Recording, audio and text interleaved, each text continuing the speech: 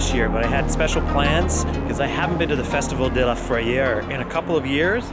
In fact, not since the really early stages of coming out of the pandemic. So I was desperate to come back to this park and see what changes have happened during Festival de la Frayeur or Fright Fest. Today, we're going to do La Ronde during the day. Park is open from 1 till 10 p.m. tonight. So the first half of today is going to be the day portion. We're going to get on some of our favorite rides, see what's changed in the park over the years, check out the status of some of the rides that have been under threat, like Le Goliath and others, and see if there's any changes coming. The most underserved Six Flags park, or Cedar Flags, whatever you want to call it, park in the chain, as still nothing has been announced major attraction wise for 2025, and nor will it be. But let's hope that, say, somewhere in the future they may actually get a new attraction here, because it is a fairly well attended park.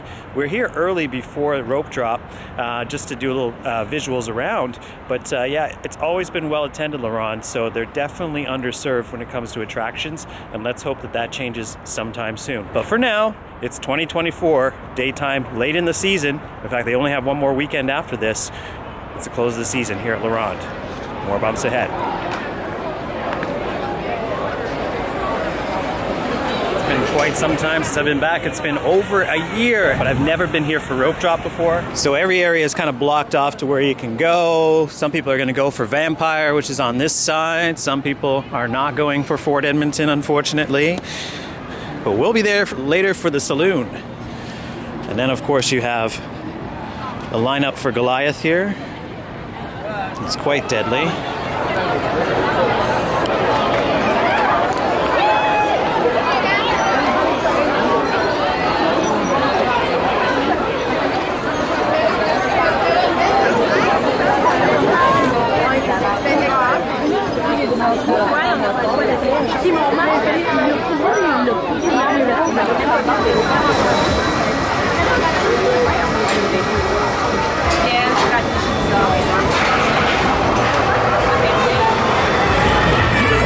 Exiting Toboggan Nordique. You know you're at La Ronde with the background music, as they love their pop music here. Okay, that was almost a half an hour wait just to get on that ride, so I highly recommend anyone that comes to this park to get on that ride first, because it's always going to be a significant wait. It's very popular, and I don't know why. Hey! Bonjour tout le monde! Oh là là, je suis une sorcière! Oh, vraiment tout le monde s'en fout de tous mes sorts! Je vous dis tout le monde s'en fout et ça met en robe! Mais en robe, sorcière, sorcière, sorcière! Et à nous? C'est Tommy! Et quand on me dit que je paranoïe, que je suis jalouse, pas de tel ou encore susceptible!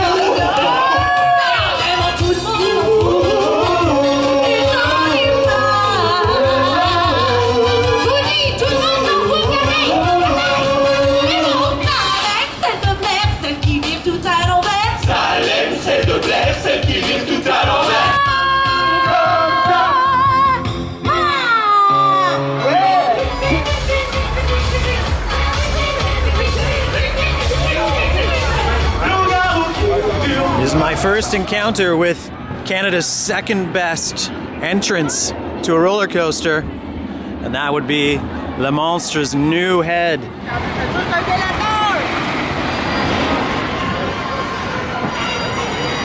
They're not really running more than one train per side, but we're talking like 4 to 5 minute waits in between the trains. So if you're a patient person, i.e. someone who comes from Japan, this will be your park for sure. But if you're used to any other North American operations, it can be very frustrating, considering I've been here at Rope Drop. It's not that busy. We're trying to economize our time because it'd be nice to get both tracks in today. We will, but we're gonna have to do it a little bit later. So it may be in one of the other vlogs that I cover Le Monstre.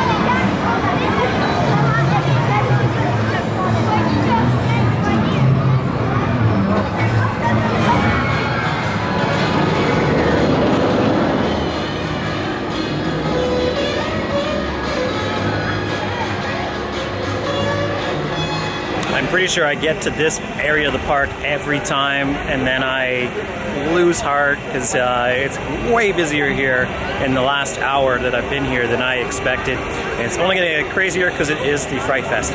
So we're going to focus on getting some nice visuals, as I've been on these rides many times.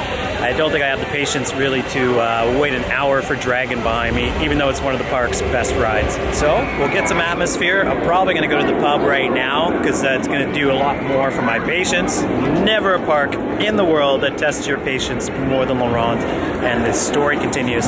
It's just bad operations today. A lot of coasters on one train, a lot of delays, a lot of mechanics going around and tweaking some of the rides. I noticed that they didn't really do any runs until the park officially opened as well. So yeah, very bad marks on operations for the 2024 report card so far. Hopefully that'll change through the day, but we'll see. I'm sure that this site will be tragic for many. Le Goliath. It certainly doesn't look like it's going to be running anytime soon. This classic antique carousel from Belgium.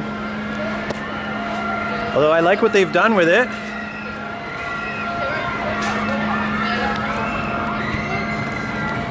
I should correct myself because this ride might be running. It's just that they may still be waiting for dispatch.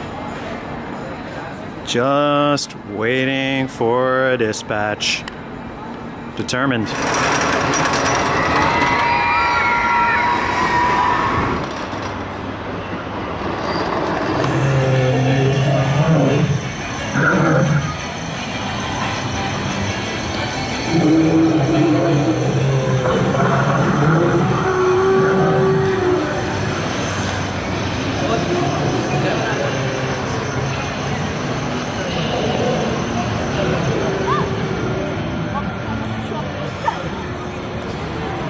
Okay, we've discovered an area of the park that's not overrun because, you know, when you're at La Ronde and you have a limited amount of decent thrill coasters, they get packed early.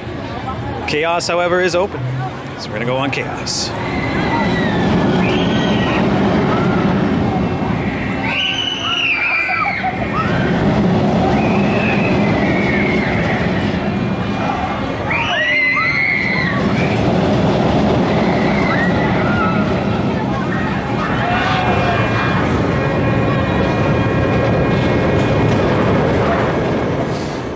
Festival of the Frayeur. To think that I was here during the pandemic at a much slower time, I'm kind of afraid of what the crowds are going to look like tonight, as even the boomerang has a bit of a line in it right now, so we'll see.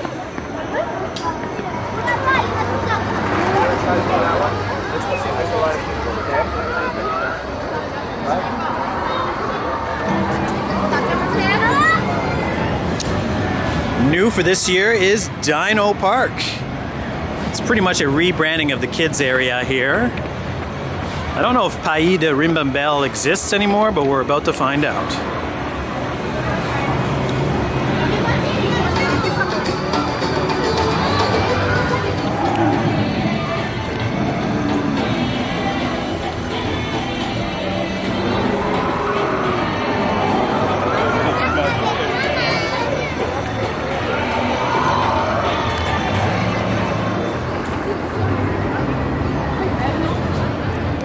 Welcome back to Fort Edmonton. Probably my favorite themed area in Canada. There's just a lot of nostalgia in regards to Expo 67. You can kind of get a feel of what it was like over 50 years ago in this park. We're getting on to 60 years now, actually. It'll be 60 years in less than 2.5. It's good to see actually that the new food venues have actually opened here in Fort Edmonton, and they actually look really good.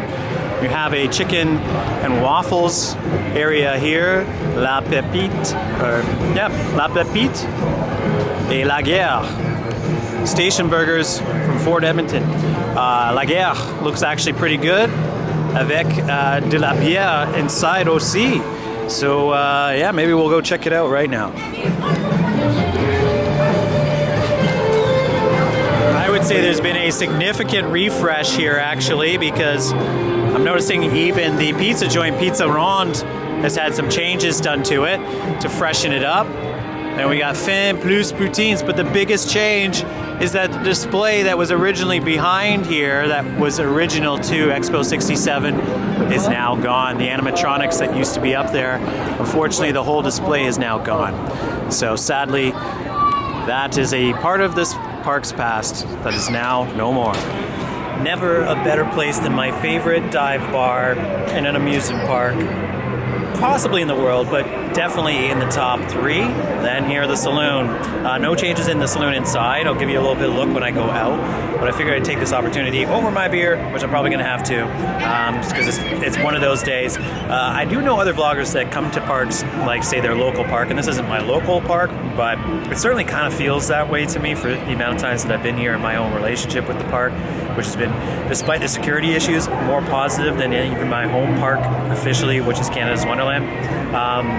They don't like block zones here. In fact, they don't believe in them, so it's all one train dispatches per a cycle, which is very frustrating. I'm going to be going to Germany in a couple of days, and I will not lie that I do enjoy going to those parks, mainly just because of the operations, and just being in a park that takes that kind of seriously is way more refreshing than kind of a park like this, which, you know, does have a place in my heart, but does feel like you're kind of being taken advantage of in certain retrospects, like kind of like what a Disney park would do to you. You know, take that money, but no guarantees you're going to get on all the rides that you want to.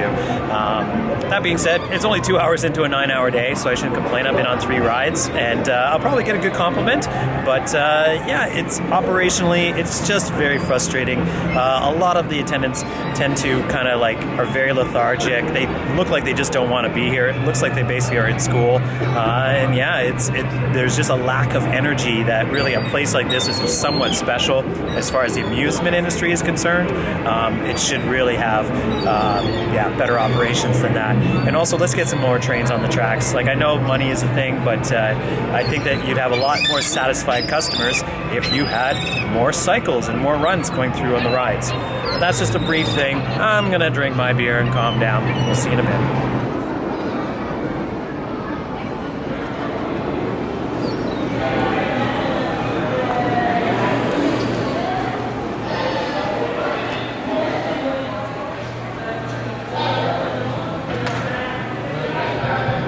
It's almost like a hidden gem to come out here, at least when it's available. You get a great view of Fort Edmonton up here. It's just a good place to chill.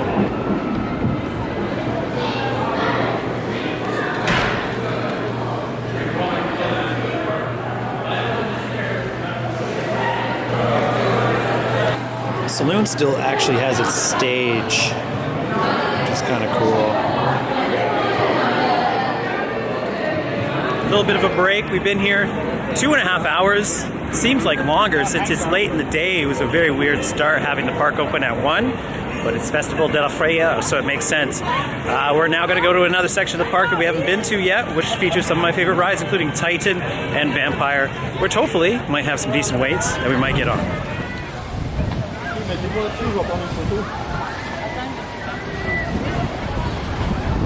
I'd say the best flat rides in the park are actually on this side, so I don't even need to say that. That's just a matter of fact.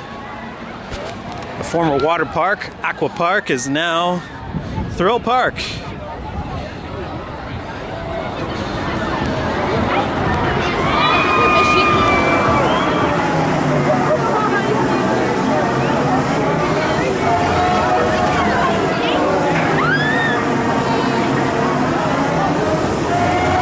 To say it took me a second to remember the name of Vertigo because the sign is missing. A nice pleasant ride. To be honest, it's got a great view and it's probably one of the most underrepresented. As you can see behind me, there's a closed off area that sometimes the park closes off depending on how busy the park is, and also for Festival de la Frayeur, it keeps people out of the area that's going to be open for Scare Zone later. However, that's a great ride. Like, it's not like anything intense or anything, but yeah, it's good amount of cycles, good amount of speed, a nice little hang at the end of the cycle too. And then, yeah, really amazing views as you go forwards and backwards of the park and the scenery around. There's no shortage of things to look at around this park.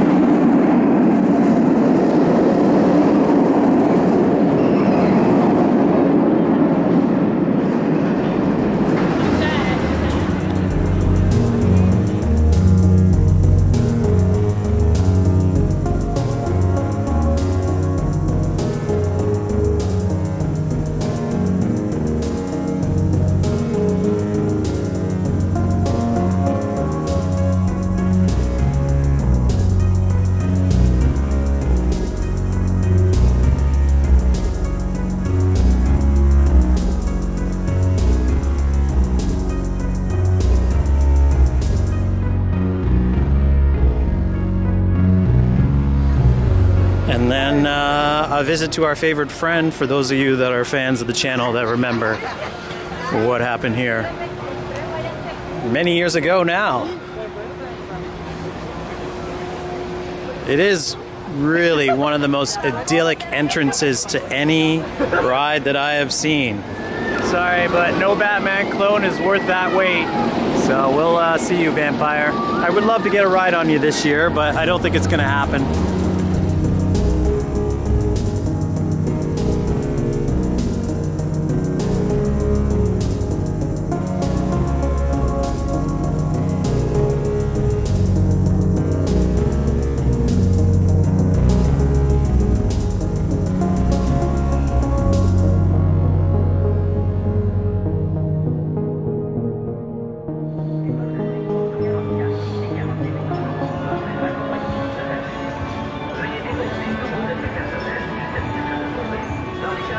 Well, I hate to say that, it doesn't look like much has changed since our last visit here 3 years ago, as most of the zones seem to be pretty similar to what they were before.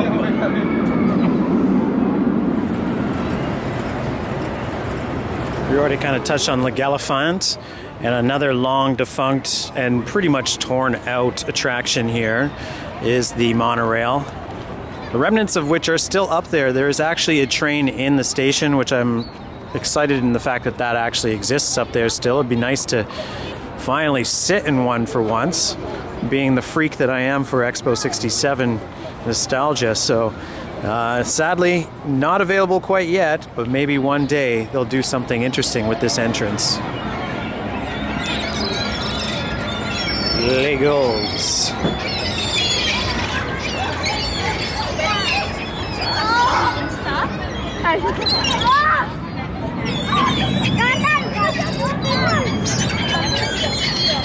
Attack of the Ghosts. This guy actually has moved, as he used to be by the Cirque, but he's now over here, so who knows. Le spectacle. You see, it's 7:35:30, so that's quite an early entry that these people just are getting in now. It's 4:30, so Le spectacle must be pretty good, because that's a big line. It's a big line. There's also a big amount of security here, so who knows? Maybe Jay-Z's part of this event. It's worth bringing you an update on the status of the Condor here, which I believe was running up until a certain point this season, but is certainly not anymore.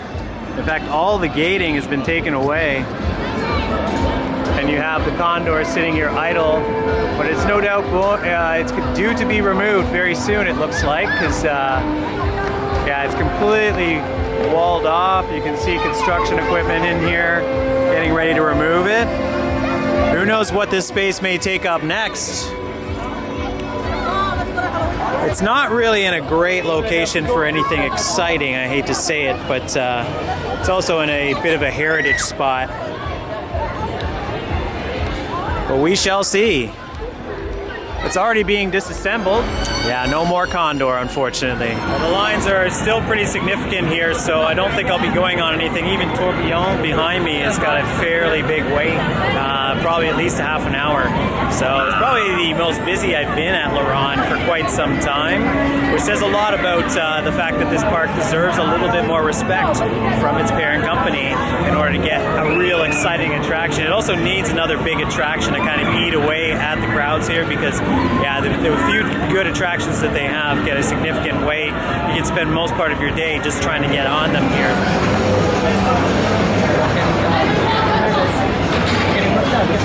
Oh, you're good, you're good.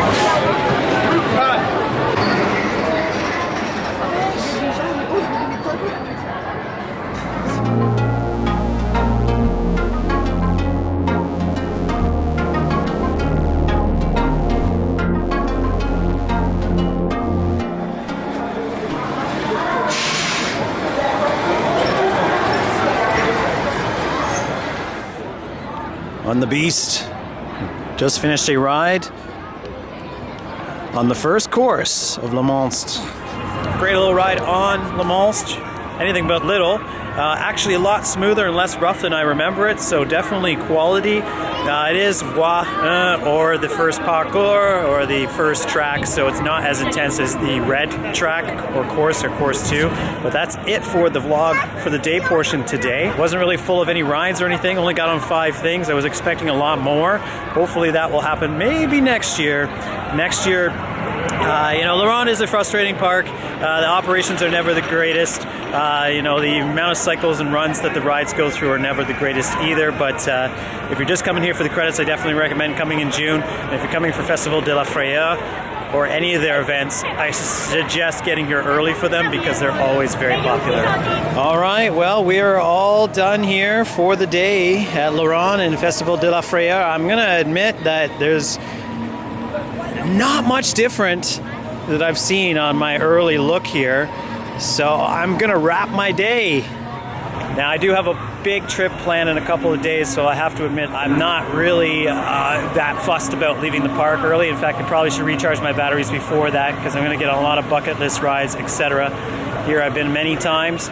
And next year, it may be the last year that this park will be like local to me, or at least reachable locally. So it looks like it's going to need to get another attraction of some sort in order for me to be interested in coming back. Would like to try out Festival de la Frayeur. It's a little crazy, so I don't actually feel too bad about leaving early. I had an okay day, only 5 rides. I at least got a ride on the Monstre. I definitely would like to stay a little bit longer, but definitely get here earlier, as I said, in order to get or take advantage of that. But for now, that's 2024 here at La Ronde. A very brief vlog, more picturesque than anything else. We'll see what the future holds. There is some documentary still to come from us before this story closes and this chapter closes, as there's 3 more parts in the history of this particular park that you can look forward to in a film series. But for now, thanks for watching, guys. Thanks for dropping in.